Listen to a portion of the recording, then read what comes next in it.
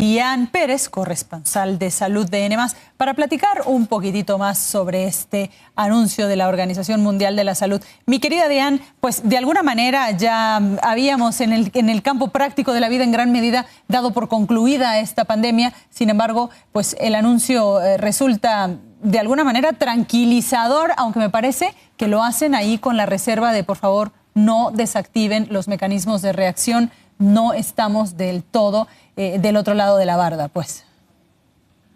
Querida Andrea, muy buenos días, saludos a ti y a tu auditorio. Efectivamente, lo acabas de resumir con gran claridad, así es como nos encontramos. Es una muy buena noticia, por supuesto, es una noticia que nos permite darnos cuenta de que la situación está en cierta forma bajo control, de que virus SARS-CoV-2 pasa a formar parte de la enorme gama de microorganismos que van a estar presentes, pero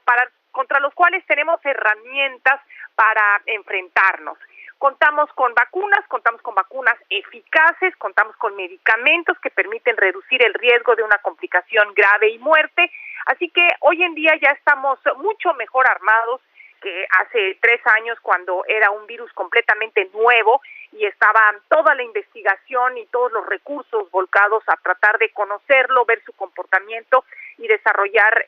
herramientas para combatirlo. No significa que el virus no va a estar, el virus va a seguir ahí, por lo tanto es muy importante, como bien lo dijeron en la Organización Mundial de la Salud, continuarnos vacunando, incluirlo en los esquemas de vacunación de cada país. Las personas que tienen mayor riesgo de complicaciones es altamente recomendable de que estén vacunadas totalmente al día con sus refuerzos y además que tengan acceso a los medicamentos antivirales que pueden evitar una complicación mortal. El virus va a seguir ocasionando muertes en personas vulnerables. No es algo que va a terminar de la noche a la mañana y al igual que está ocurriendo con la influenza, vamos a seguir viviendo y viendo mutaciones del mismo virus a las cuales las vacunas tendrán que seguirse adaptando. Mi querida Diane, pues te agradezco muchísimo tu reporte. Y hablando justamente de este asunto de las vacunas que dices se tendrían que ir adaptando, una cosa que a mí me causa algo de confusión, Diane, y no sé si es porque en general no hay claridad, tiene que ver con este asunto. Habíamos platicado tú y yo muchas veces de la posibilidad de que la vacuna contra la COVID se volviera un asunto un poquito como la vacuna contra la influenza, que cada año se actualiza y uno va y se vacuna y en medida de lo posible se evita una influenza, al menos en toda su extensión. Sin embargo, en el caso de la COVID salieron los refuerzos, pero no se ha dado me parece a mí, una recomendación clara de qué procede. Una vez que yo ya concluí mi proceso de vacunación con los refuerzos, ¿qué procede hacia adelante?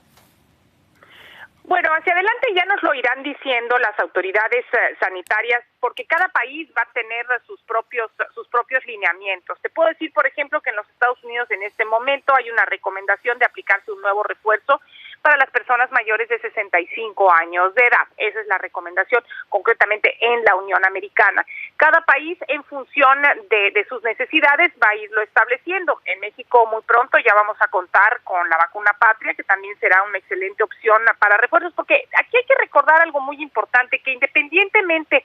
de que las vacunas se vayan adecuando a las mutaciones del virus, el contar con una vacunación inicial ayuda sustancialmente a reducir la gravedad de un cuadro. Además de que también se está trabajando en vacunas que de manera global van a permitir combatir todos los coronavirus, todos los virus ocasionantes que puedan ocasionar algún tipo de infección respiratoria aguda en las vías aéreas, ¿no? Entonces, aquí lo que hay que ver es, bueno, pues la investigación va a continuar, por supuesto, a un ritmo mucho más lento en cuanto a SARS-CoV-2, pero idealmente podríamos contar tal vez en un futuro próximo con esta vacuna en la cual se ha estado trabajando arduamente en la Unión Americana, que puede ayudar a combatir todos los tipos de coronavirus capaces de ocasionar un trastorno respiratorio severo. Entonces habrá que ir viendo, y esto es algo que cada país va a adecuar en función de sus necesidades.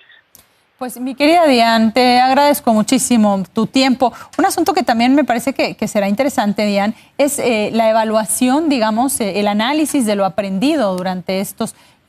casi 3 años de pandemia en el sentido de la capacidad de reacción de los países frente a una crisis de salud, en el sentido de la capacidad de la generación de vacunas, de la investigación en el campo médico y también con esta nueva tecnología que se utilizó para las vacunas de COVID-19. Por ahí me parece que se ha hablado mucho de la brecha que se abre para generar vacunas contra otras enfermedades, entre ellas, por ejemplo, el cáncer, que son enfermedades pues muy dolorosas para la humanidad y costosas.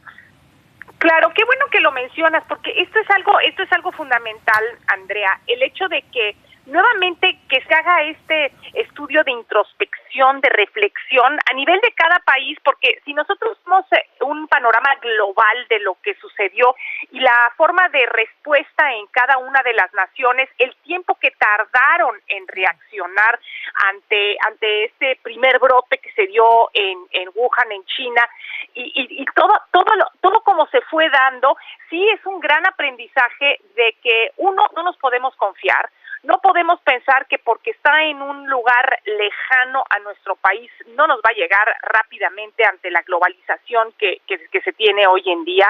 Hay que estar preparados, hay que estar listos y tal vez también hay que quitarnos un poquito de soberbia como países, de decir, bueno, es que a mí no me va a afectar, o yo estoy listo, o yo cuento con la investigación necesaria, o yo cuento con los científicos y los recursos para hacer frente, porque la realidad además que también nos hizo entender esta pandemia es que todos vivimos en un mismo planeta y que cuando hay un país que está desprotegido, esto los afecta a todos, nos afecta a todos. Entonces,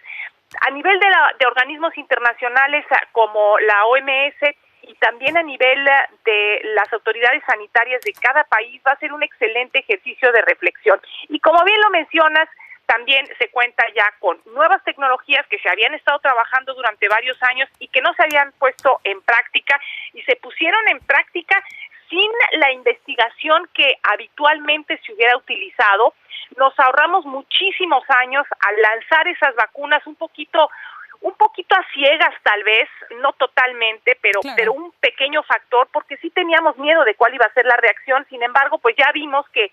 fue una reacción muy positiva, que tuvieron gran utilidad y estas vacunas, esta investigación, pues va a ayudar efectivamente, como lo mencionas, a generar otros viales que nos van a proteger contra otros padecimientos. El caso del cáncer es bien complejo y lo que ahí tenemos que ver es que cada cáncer es una enfermedad.